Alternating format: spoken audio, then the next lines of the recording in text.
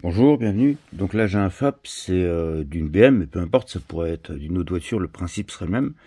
Donc on m'a demandé si simplement je pouvais le vider, quoi. Donc oui, je peux. Donc je vais proprement couper là. Je vous montrerai après, parce que là j'ai pas de support, donc je pourrais pas même pas filmer ce que je coupe. Mais je vais couper là, je vais le vider, et puis le ressouder. Voilà. À toutes. Voilà, donc je pense, si j'en ai pas le masque, ça va pas.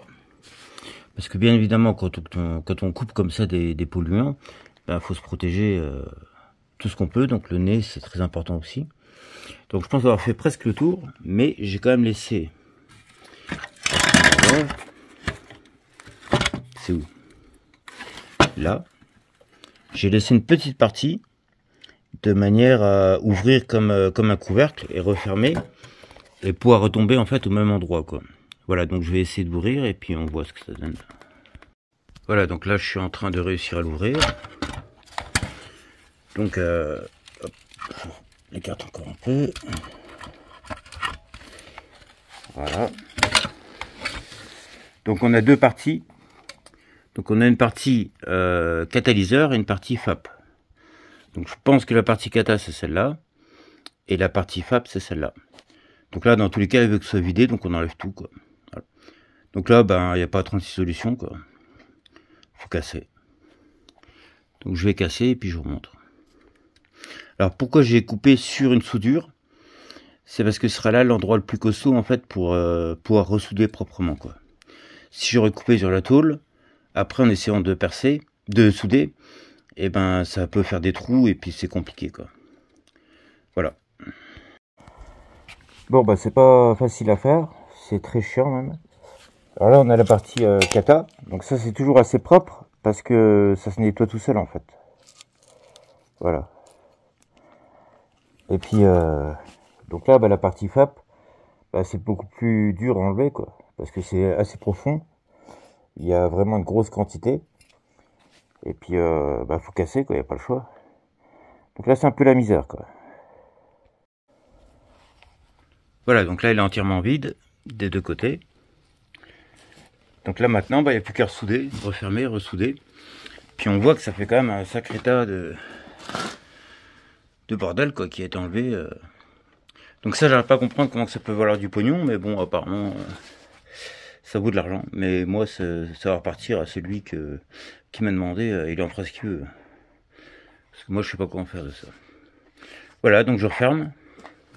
Donc comme j'ai laissé une partie, bah, ça fait comme un couvercle que je vais pouvoir refermer. Voilà.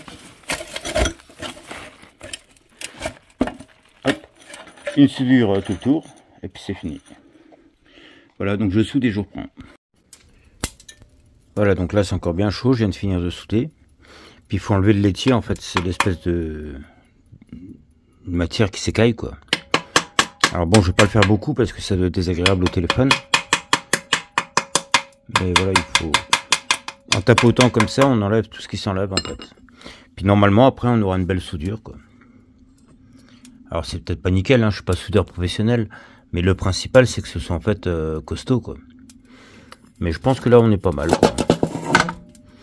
Je pense que ça va tenir. C'est pas super beau, mais bon. Voilà. Je fais ce que je peux, comme je peux. Mais en général, mes soudures sont toujours bien tenues, quoi. Donc là, je laisse un peu refroidir. Et puis, je verrai s'il y a des endroits où il faut repasser.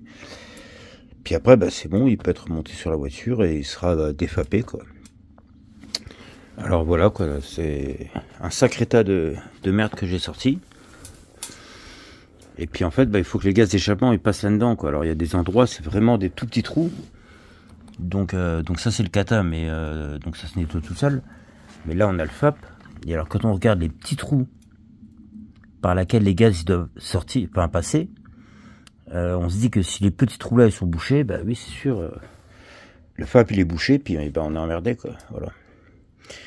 Donc là bah il voulait absolument défaper. Bon bah moi je fais ce qu'il me dit, je m'en fous.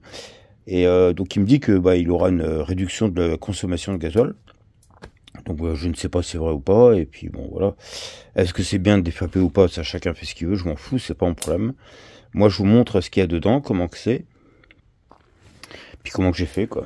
Voilà. Donc là on entend ça refroidit encore un peu. Ça fait du bruit, ça travaille. Et puis voilà.